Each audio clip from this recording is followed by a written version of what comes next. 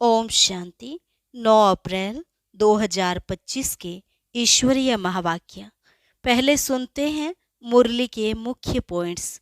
बाबा ने कहा, पहली पहली मुख्य बात सबको यही बतानी है कि भगवान कौन है। बाकी जास्ती तिक तिक नहीं करनी चाहिए। जब तक अल्फ का निश्चय नहीं तब तक बेते में जाना टाइम वेस्ट करना है। भले बच्चों में ज्ञान समझाने का शौक तो है, लेकिन योग नहीं है। योग बगैर विकर्म विनाश नहीं होंगे, इसलिए चार्ट रखो।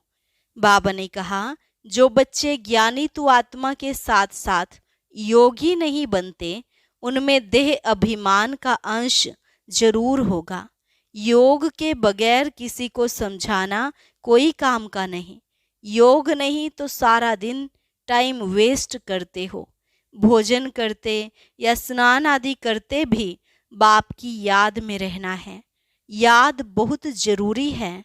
याद से लव होगा तभी श्रीमत पर चल सकेंगे। जो बच्चे योग में कच्चे हैं वह देह अभिमान में आकर रूसते और लड़ते झगड़ते रहेंगे। जो पक्के योगी हैं उनकी चलन बड़ी रॉयल और शानदार होगी। वह बहुत थोड़ा बोलेंगे। यज्ञ सर्विस में उनकी रुचि रहेगी। लास्ट में बाबा ने कहा, तुम्हें बहुत अंतर्मुखी रहना है। अंतर्मुखी रहने का पुरुषार्थ करने वाले ही स्कॉलरशिप के अधिकारी बनेंगे। और अब सुनते हैं महावाक्यों को विस्तार से। मुरली का सार। मीठे बच्चे, हरेक की नब्ज देख पहले उसे अल्फ का निश्चय कराओ, फिर आगे बढ़ो। अल्फ के निश्चय बिना ज्ञान देना टाइम वेस्ट करना है। प्रश्न, कौन सा मुख्य एक पुरुषार्थ स्कॉलरशिप लेने का अधिकारी बना देता है? उत्तर, अंतर्मुखता का। तुम्हें बहुत अंतर्मुखी रहना है। बाप तो है कल्याणकारी, कल्याण के लिए ही राय देते हैं। जो अंतर्मुखी योगी बच्चे हैं वह कभी देह अभिमान में आकर रूसते व लड़ते नहीं। उनकी चलन बड़ी रॉयल शानदार होती है। बहुत थोड़ा बोलते हैं।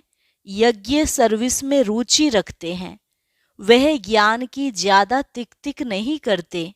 याद में रहकर सर्विस करते हैं। ओम शांति। अक्सर करके देखा जाता है प्रदर्शनी सर्विस के समाचार भी आते हैं, तो मूल बात जो बाप के पहचान की है उस पर पूरा निश्चय ना बिठाने से बाकी जो कुछ समझाते रहते हैं वह कोई की बुद्धि में बैठना मुश्किल है। भल अच्छा अच्छा कहते हैं परंतु बाप की पहचान नहीं। पहले तो बाप की पहचान हो। बाप के महावाक्य हैं, मुझे याद करो, मैं ही पतित पावन हूँ। मुझे याद करने से तुम पतित से पावन बन जाएंगे। यह है मुख्य बात।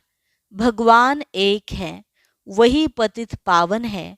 ज्ञान का सागर, सुख का सागर है, वही ऊंचते ऊंच है। यह निश्चय हो जाए तो फिर भक्ति मार्ग के जो शास्त्र, वेद अथवा गीता भागवत है सब खंडन हो जाए। भगवान तो खुद कहते हैं, यह मैंने नहीं सुनाया है, मेरा ज्ञान शास्त्रों में नहीं है, वह है भक्ति मार्ग का ज्ञान। मैं तो ज्ञान दे सदगति करके चला जाता हूँ, फिर यह ज्ञान प्रायः लोप हो जाता है। ज्ञान की प्रारब्ध पूरी होने के बाद फिर भक्ति मार्ग शुरू होता है। जब बाप का निश्चय बैठे तो समझे। भगवानुवाच, यह भक्ति मार्ग के शास्त्र हैं। ज्ञान और भक्ति आधा आधा चलती है।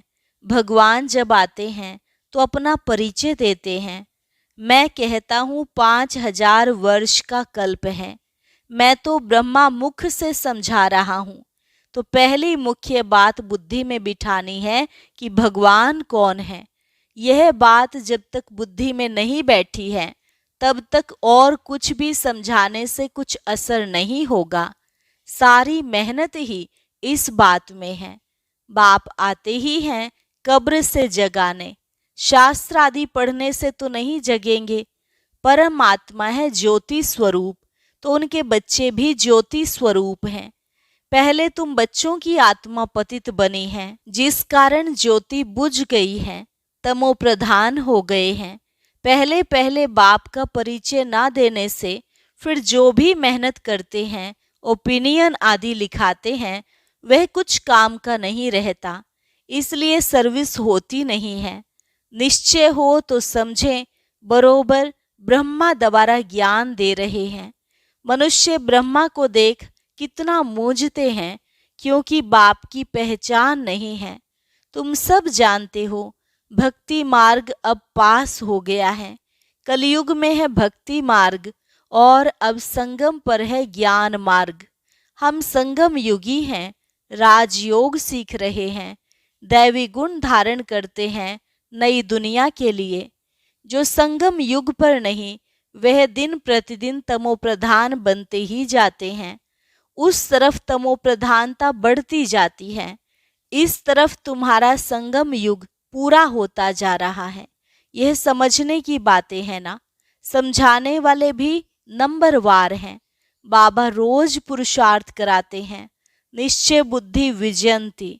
बच्चों में टिक टिक करने की आदत बहुत है। बाप को याद करते ही नहीं। याद करना बड़ा कठिन है।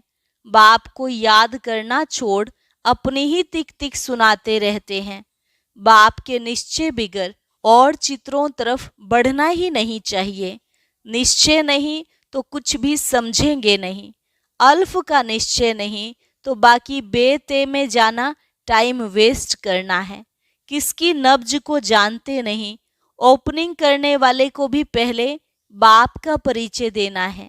यह है ऊंच ते ऊंच बाप ज्ञान का सागर। बाप यह ज्ञान अभी ही देते हैं। सतयुग में इस ज्ञान की दरकार नहीं रहती, पीछे शुरू होती है भक्ति। बाप कहते हैं, जब मेरी निंदा पूरी होने का समय होता है तब मैं आता हूँ। आधा कल्प उन्हों को निंदा करनी ही है जिनकी भी पूजा करते ऑक्यूपेशन का पता नहीं। तुम बच्चे बैठ समझाते हो, परंतु खुद का ही बाबा से योग नहीं तो औरों को क्या समझा सकेंगे। भल शिव बाबा कहते हैं, परंतु योग में बिल्कुल रहते नहीं तो विकर्म भी विनाश नहीं होते हैं, धारणा नहीं होती है। मुख्य बात है एक बाप को याद करना। जो बच्चे ज्ञानी तु आत्मा के साथ साथ योगी नहीं बनते हैं, उनमें देह अभिमान का अंश जरूर होगा। योग के बिगड़ समझाना कोई काम का नहीं, फिर देह अभिमान में आकर किसी न किसी को तंग करते रहेंगे। बच्चे भाषण अच्छा करते हैं तो समझते हैं हम ज्ञानी तु आत्मा हैं। बाप कहते हैं, ज्ञानी तु आत्मा तो हो, परंतु योग कम है। योग पर पुरुषार्थ बहुत कम है। बाप कितना समझाते हैं, चार्ट रखो। मुख्य है ही योग की बात। बच्चों में ज्ञान के समझाने का शौक तो है, लेकिन योग नहीं है, तो योग बिगर विकर्म विनाश नहीं होंगे, फिर पद क्या पाएंगे। योग में तो बहुत बच्चे फेल हैं, समझते हैं हम 100% हैं, परंतु बाबा कहते 2% हैं। बाबा खुद बतलाते हैं, भोजन खाते समय याद में रहता हूँ, फिर भूल जाता हूँ। स्नान करता हूँ तो भी बाबा को याद करता हूँ। भले उनका बच्चा हूँ, फिर भी याद भूल जाती है। समझते हो, यह तो नंबर 1 में जाने वाला है। जरूर ज्ञान और योग ठीक होगा। फिर भी बाबा कहते हैं, योग में बहुत मेहनत है, ट्रायल करके देखो, फिर अनुभव सुनाओ। समझो दर्जी कपड़ा सिलाई करते हैं तो देखना चाहिए बाबा की याद में रहता हूँ। बहुत मीठा माशूक है, उनको जितना याद करेंगे तो हमारे विकर्म विनाश होंगे, हम सतो प्रधान बन जाएंगे। अपने को देखें, हम कितना समय याद में रहता हूँ। बाबा को रिजल्ट बतानी चाहिए। याद में रहने से ही कल्याण होगा, बाकी जास्ती समझाने से कल्याण नहीं होगा। समझ से कुछ नहीं है। अल्फ बिगर काम कैसे चलेगा। एक अल्फ का पता नहीं, बाकी तो बिंदी बिंदी हो जाती। अल्फ के साथ बिंदी देने से फायदा होता है, योग नहीं तो सारा दिन टाइम वेस्ट करते रहते। बाप को तो तरस पड़ता है, यह क्या पद पाएंगे। तकदीर में नहीं है तो बाप भी क्या करें। बाप तो घड़ी घड़ी समझाते हैं, दैवी गुण अच्छे रखो, बाप की याद में रहो। याद बहुत जरूरी है। याद से लव होगा तभी श्रीमत पर चल सकेंगे। प्रजा तो ढेर बननी है, तुम यहाँ आए ही हो यह लक्ष्मी नारायण बनने। इसमें मेहनत है। भल स्वर्ग में जाएंगे परंतु सजाएं खाकर फिर पिछाड़ी में आकर पद पाएंगे थोड़ा सा। बाबा तो सब बच्चों को जानते हैं ना। जो बच्चे योग में कच्चे हैं वह देह अभिमान में आकर रूसते और लड़ते झगड़ते रहेंगे। जो पक्के योगी हैं उनकी चलन बड़ी रॉयल शानदार होगी, बहुत थोड़ा बोलेंगे। यज्ञ सर्विस में भी रुचि रहेगी, यज्ञ सर्विस में हड्डियां भी चली जाएं। ऐसे ऐसे कोई हैं भी, परंतु बाबा कहते याद में जास्ती रहो तो बाप से लव होगा और खुशी में रहेंगे।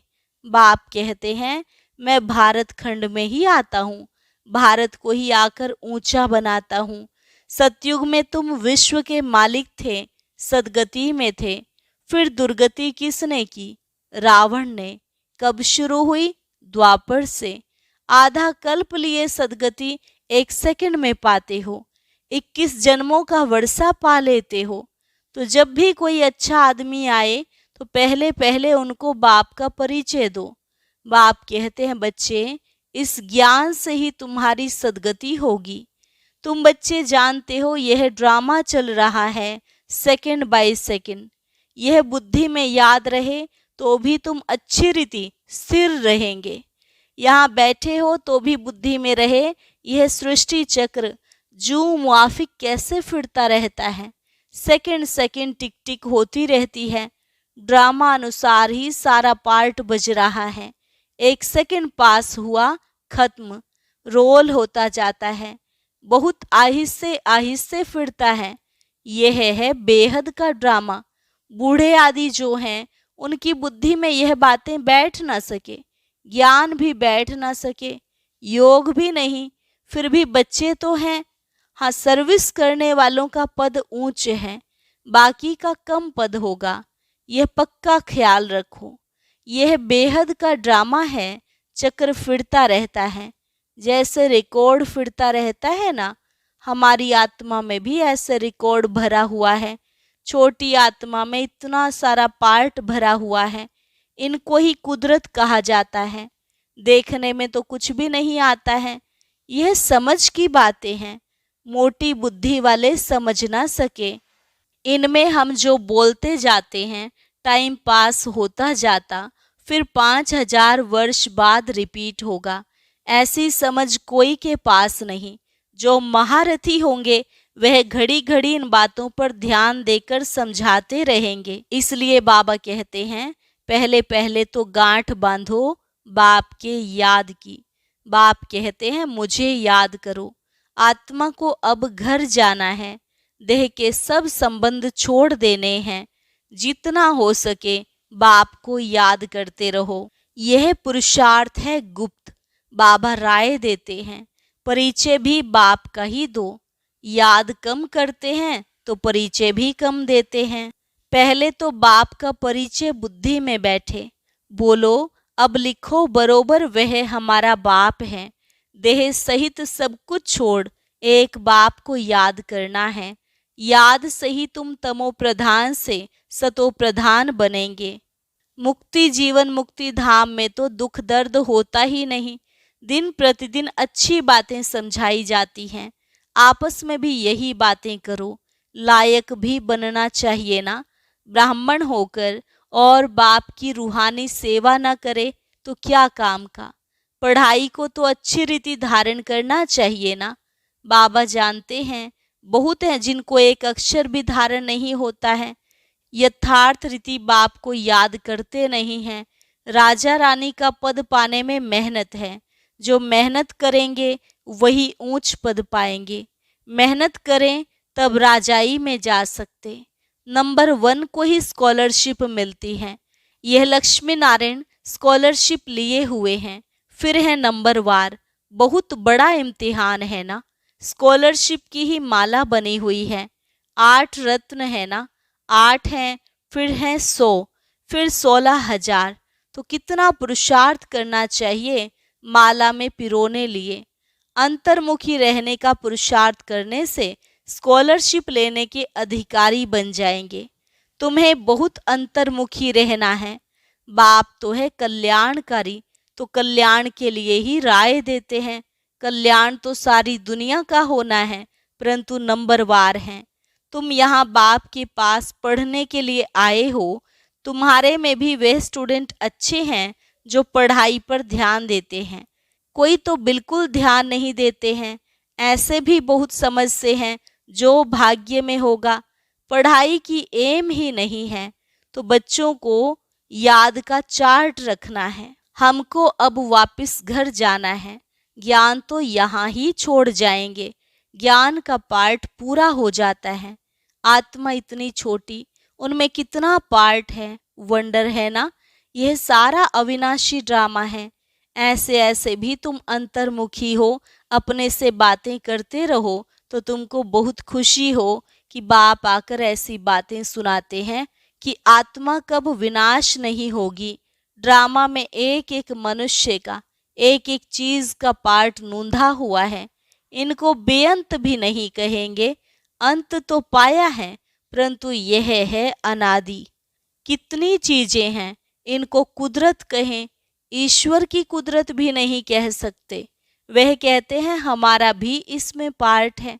अच्छा, मीठे मीठे सिकिलधे बच्चों प्रति मात पिता बाप दादा का याद प्यार और गुड मॉर्निंग। रूहानी बाप की रूहानी बच्चों को नमस्ते। रूहानी बच्चों की रूहानी बाप दादा को नमस्ते नमस्ते, गुड मॉर्निंग। धारणा के लिए मुख्य सार। पहली पॉइंट, योग में बहुत मेहनत है। ट्रायल करके देखना है कि कर्म में कितना समय बाप की याद रहती है। याद में रहने से ही कल्याण है। मीठे माशूक को बहुत प्यार से याद करना है। याद का चार्ट रखना है। दूसरी पॉइंट, महीन बुद्धि से इस ड्रामा के राज को समझना है। यह बहुत बहुत कल्याणकारी ड्रामा है। हम जो बोलते हैं वह करते हैं, वह फिर 5,000 वर्ष बाद रिपीट होगा। इसे यथार्थ समझ खुशी में रहना है। वरदान, अपने श्रेष्ठ जीवन द्वारा परमात्म ज्ञान का प्रत्यक्ष प्रूफ देने वाले माया प्रूफ भव। अपने श्रेष्ठ जीवन द्वारा परमात्म ज्ञान का प्रत्यक्ष प्रूफ देने वाले माया प्रूफ भव।